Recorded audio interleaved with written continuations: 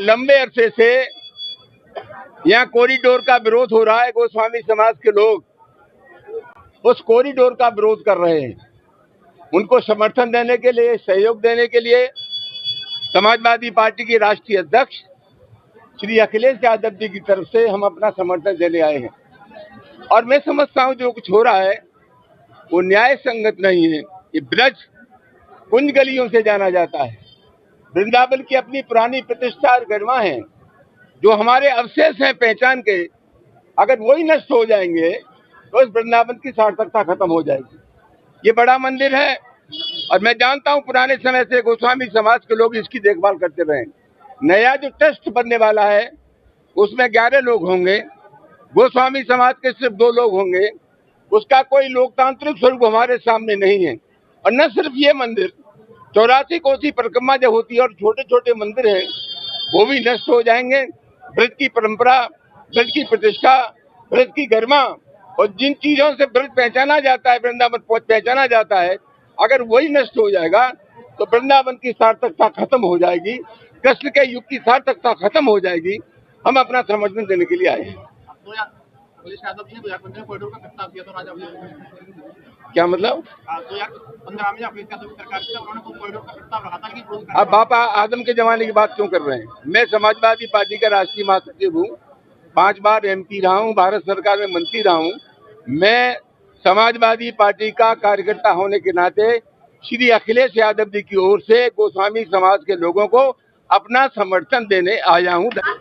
विरोध तो भैया हम लोग कर रहे हैं, पर सरकार हमारी सुन भी नहीं रही है और ना ही उनको कोई फर्क पड़ता है, क्योंकि वो तो अपने पे लगी हुई है जो भी उनको करना है। और हम अपना भक्ति प्रदर्शन कर रहे हैं, वो अपनी शक्ति प्रदर्शन कर रही हैं। हम उनके विरोध में जो है हम अपने ठाकुर जी के निमित्त यहाँ बैठते हैं, ठाकुर जी से प्रार्थना करते हैं कि वो हमारी सुने, क्योंकि सरकार हमारे लिए सरकार बाद में है। हमारे जो ठाकुर जी है, जो बाकी बिहारी सरकार है, वो हमारी असल सरकार है, जो राधा रानी सरकार है। हम उनसे अपनी प्रार्थना रखने आते हैं। देखिए, मांग कुछ नहीं है किसी से भी। हम तो ये चाहते हैं कि सॉल्यूशन किया जाए और ऐसा सॉल्यूशन निकाला जाए जो बाहरी जनता को भी आराम मिले और हम जो आम जनता है, यहाँ की जो रहने वाले हैं निवासी, उनको भी आराम रहे। उसके लिए उन लोगों को बैठ के यहाँ के लोगों से बात करनी चाहिए। बहुत सारे सॉल्यूशन है जो उनको समझने चाहिए। अगर वो यमुना पार से बहुत सी चीजें लेकर आ रहे हैं, हेरिटेज सिटी बना रहे हैं, वहाँ से फ्लाईओवर बना रहे हैं, सारी फैसिलिटी अगर वो यमुना जी के पार दे रहे हैं तो वो वहाँ से पहले काम शुरू कर दें, यहाँ से काम बाद में शुरू करें। और यहाँ की जो सड़कें हैं उनसे अतिक्रमण हटाएं, चौड़ीकरण करें, सफाइयाँ रखें, सारी गलियों को यूज करना शुरू करें। हर एक गली में आप देखेंगे 4:30-5 बजे से ताला लग जाता है। उस ताले की चाबी जो होती है वो किसी न किसी पुलिस वाले पे होती है, जो कि वहाँ पर मौजूद नहीं होता है। या तो उसको पर्सनली बुलाया जाता है या उनकी खुद की जरूरत होती है, तब वो खोला जाता है ताला। सीधा कहना कॉरिडोर ही नहीं, व्यवस्थाओं से भी व्यवस्था। बिल्कुल, व्यवस्थाएं समझेंगे तो सब कुछ समझ सकते हैं। आज से पहले की व्यवस्थाएं नहीं थी। आज 4-5 साल में ऐसा क्या हो गया जो इतनी ज्यादा बड़ी परेशानी शुरू हो गई?